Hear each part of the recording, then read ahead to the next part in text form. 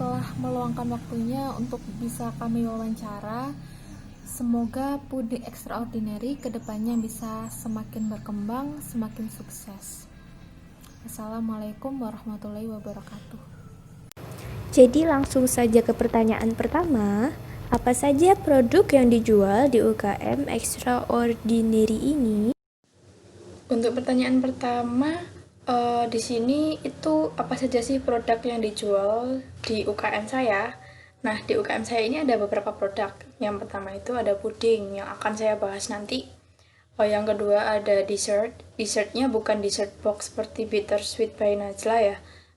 Untuk dessert yang saya ini lebih ke cup karena kuantitinya dia itu lebih besar dan lebih murah sih kalau di saya. Setelah dessert, saya juga ada Banoffee. Setelah Banoffee, kita juga ada produk baru yang namanya itu Klaperstad. Klaperstad makanan khas Manado, lebih tepatnya dessert khas Indonesia lah. Tuh. Untuk pertanyaan kedua. Lalu di mana Anda membuat dan memasarkan produk ini? Pertanyaan kedua ini di mana saya membuat dan memasarkan produk. Untuk ini saya pertama membuatnya itu di Surabaya, di tempat tinggal saya, di lebih tepatnya di kos saya sih gitu. Untuk memasarkannya saya lebih pertama itu nggak pakai internet sama sekali, langsung mulut ke mulut, lalu saya tawarin langsung ke teman-teman. Jadi saya kayak lebih tepatnya itu membakar uang dulu untuk mencari pasar saya itu letaknya di mana sih, seperti itu. Setelah itu kan pasti saya tahu pasar itu sukanya seperti ini. Jadi saya untuk pertama itu saya kasih tester ke teman-teman. Kedua, setelah itu kan pasti saya tahu feedbacknya seperti apa. Misalkan Dek, ini kurang ini atau minta apa namanya, ditambahin porsinya dong atau apa, untuk rasanya lebih dimanisin dikit dong atau gimana. Nanti kan kalau di awal seperti itu kan saya jadi tahu pasarku tuh seperti ini gitu loh. Pasarku mereka yang kantong mahasiswa yang mau makan atau merasakan makanan yang lagi hype atau lagi tren sekarang, tapi tetap friendly di kantong-kantong mereka, seperti itu. Lalu setelah saya memasarkan seperti itu, berarti aku jualnya itu harus kayak gini, berarti aku naruh pasarku itu di orang kayak gini tuh harus seperti ini, seperti itu. Selanjutnya, bagaimana jika Anda membeli bahan? Apakah ongkos kirim bahan tersebut ditanggung oleh Anda atau oleh pemasok? Untuk di pertanyaan selanjutnya, di pertanyaan ketiga, bagaimana jika saya membeli bahan, apakah saya yang menanggung ongkos kirim atau pemasok? Di sini itu karena saya UKM baru ya. UKM baru pertama.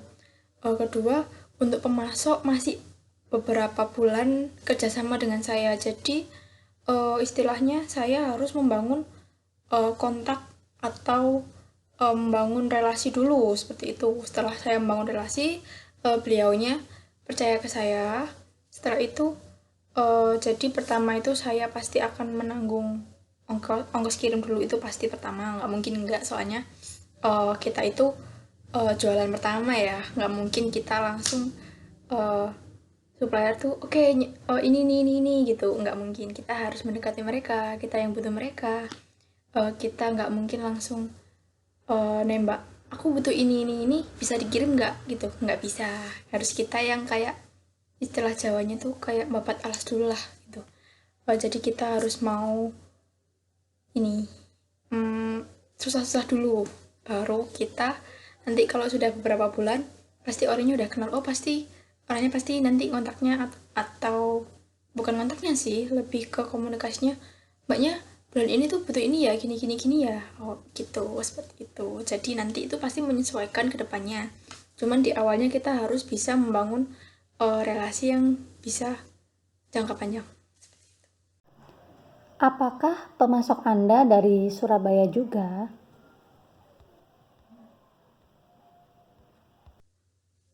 Untuk yang keempat, apakah pemasok saya dari Surabaya juga?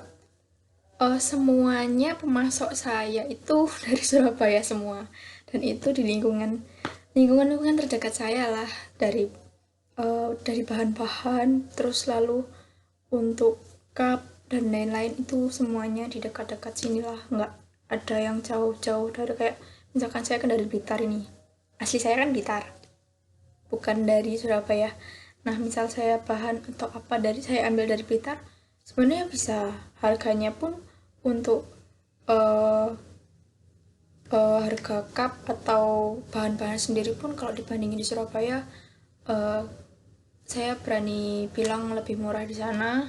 Pasarnya itu juga lebih kenceng di sana, cuman karena posisinya di sini itu saya masih tinggal di sini, belum bisa keluar Surabaya karena ada posisi pandemi. Jadi saya semuanya pemasok dan lain-lain dari Surabaya. Belum ada sih.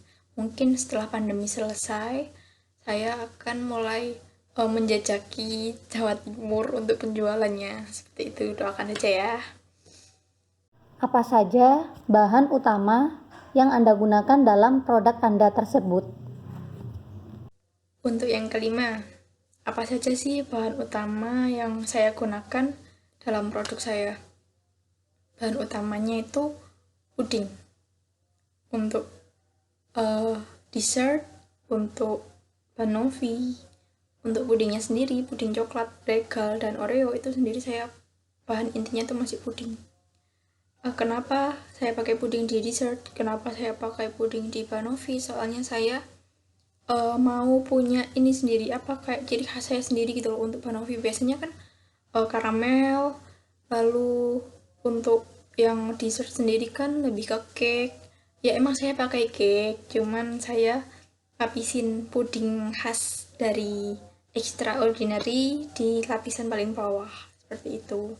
Untuk yang puding Oreo sama regal sendiri saya juga combine sama agar-agar bening, jadi buat menambahin porsinya dia, biar yang kemarin-kemarin request porsinya banyakin dong, atau tambahin rasa, atau tambahin puding lagi atau apa. Saya bukan nambahin sih, lebih ke ngelengkapinya di puding itu sendiri, di agar-agarnya, lalu saya tambahin regalnya, seperti itu. Untuk pudingnya sendiri pun saya juga ada beberapa varian. Ada yang variannya itu rasanya, ada yang bukan varian sih, lebih tepatnya cara penyajian saya tuh ada yang berbeda gitu.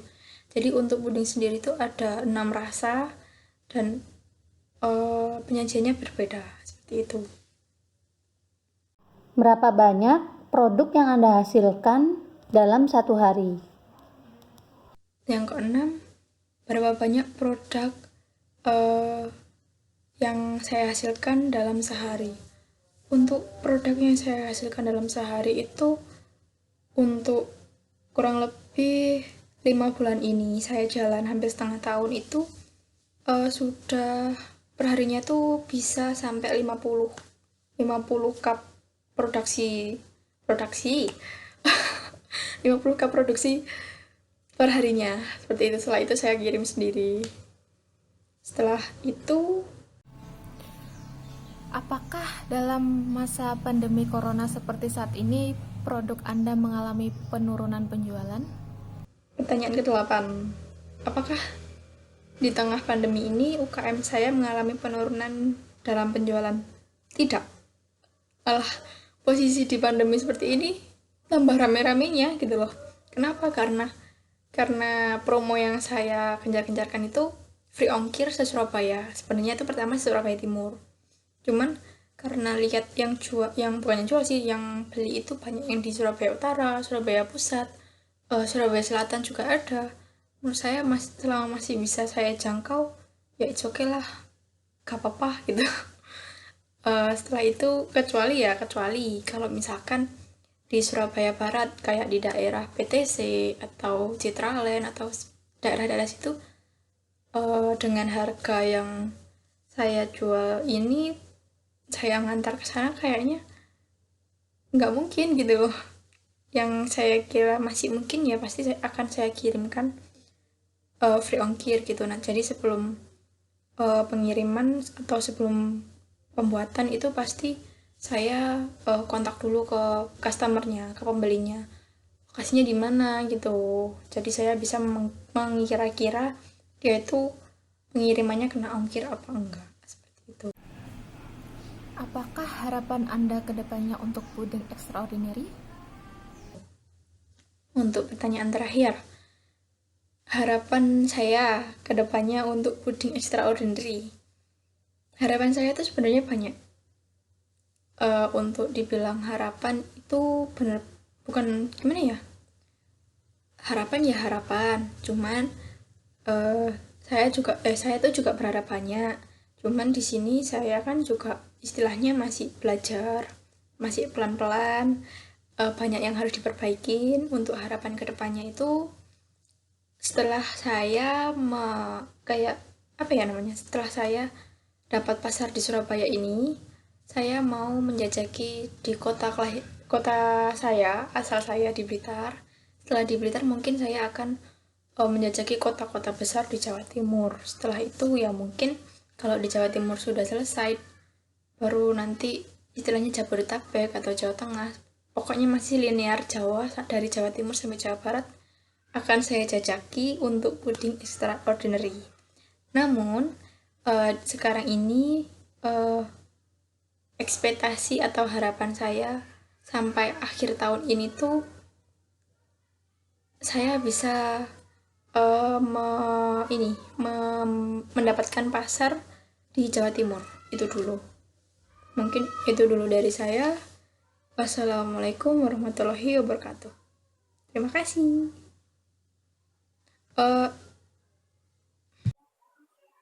Di sini saya akan menjelaskan proses pembuatan puding coklat Oreo serta puding coklat regal dari produk UKM Extraordinary. Di sini untuk bahan-bahannya ada beberapa.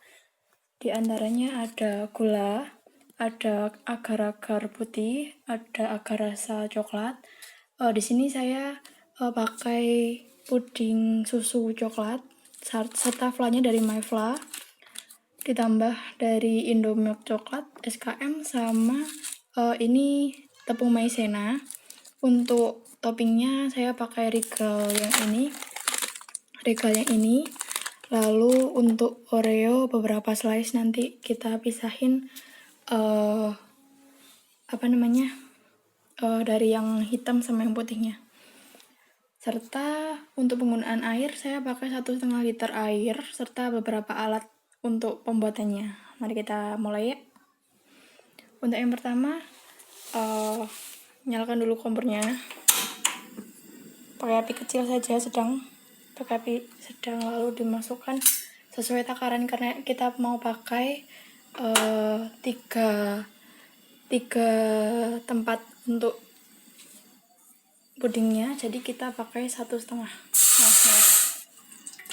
karena udah panas.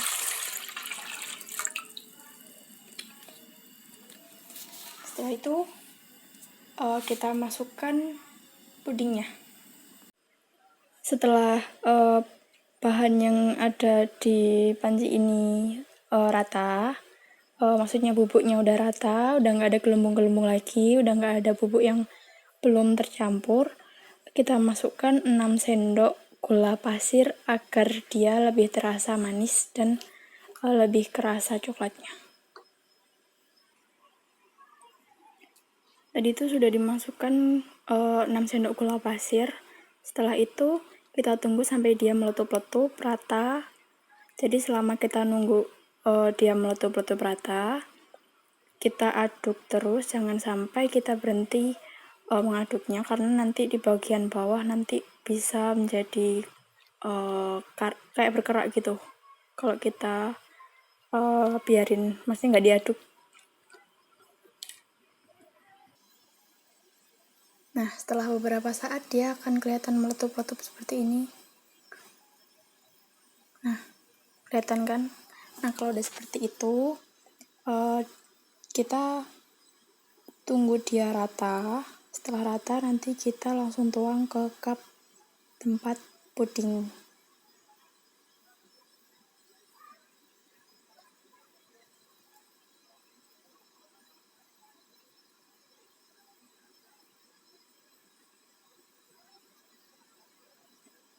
Jangan lupa diaduk rata. Jangan diaduknya itu jangan langsung diaduk terus gitu, jangan, nanti dia bisa kayak airnya tuh kocak gitu. Jadi lebih ya diaduk rata, diaduk terus, cuman ya pelan-pelan aja. Nah, kalau udah seperti ini, dia udah naik, udah mulai mengembang, dimatikan. Setelah dimatikan, kita bisa tuangkan puding tersebut ke cup-cup tempat kita menjual puding biasanya. Untuk takarannya, ini kita pakai sendok sayur yang takarannya tuh 100 ml per sendoknya, 100 cc lebih tepatnya. 100 cc per sendoknya, seperti ini. Nah, 1 sendoknya itu untuk 1 cup, lebih tepatnya 2 sendok sih, 2 sendok per 1 cup.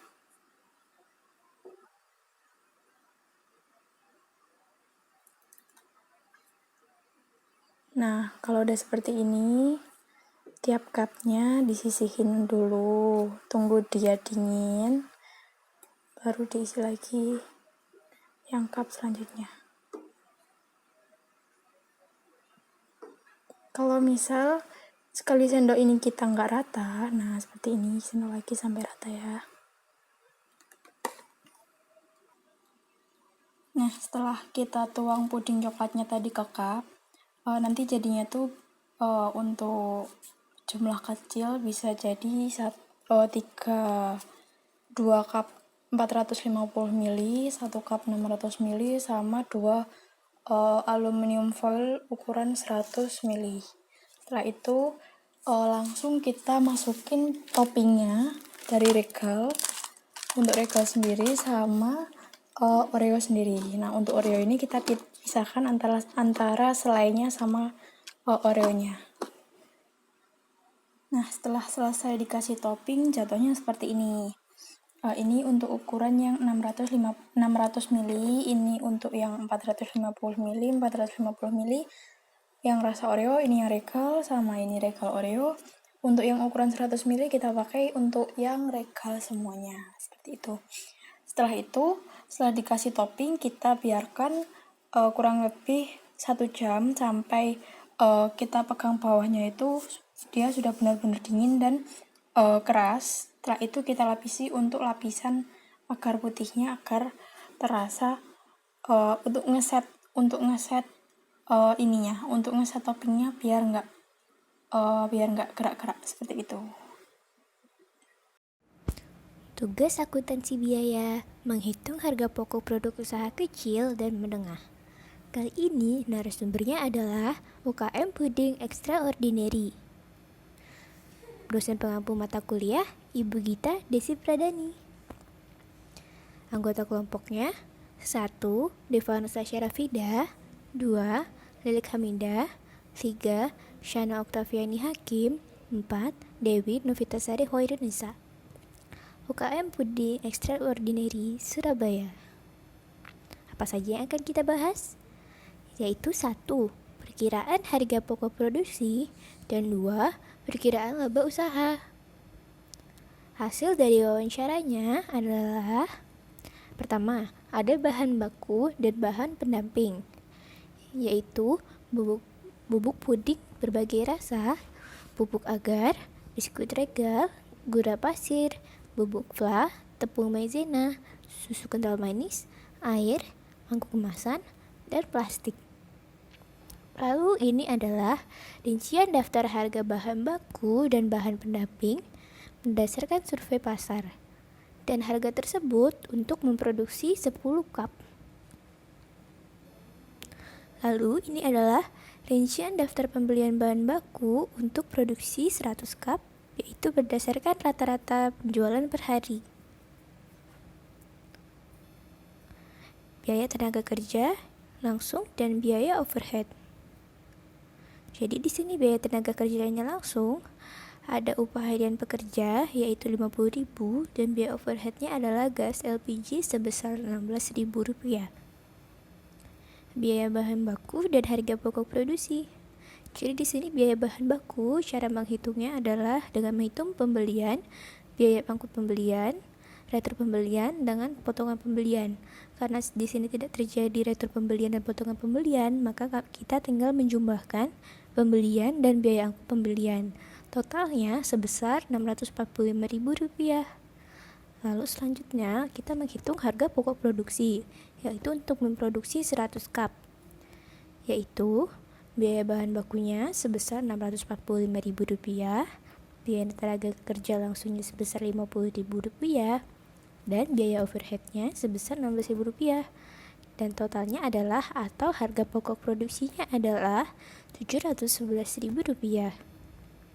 Jadi di sini kita telah mendapatkan dua harga, yaitu harga produksi yaitu sebesar Rp7.110 per cup dan harga jual yaitu sebesar Rp10.000 per cup. Karena kita sudah mendapatkan dua harga tersebut, maka kita bisa menyimpulkan laba usahanya, yaitu perkiraannya. Jadi rata-rata penjualan satu hari 1 cup, 100 cup.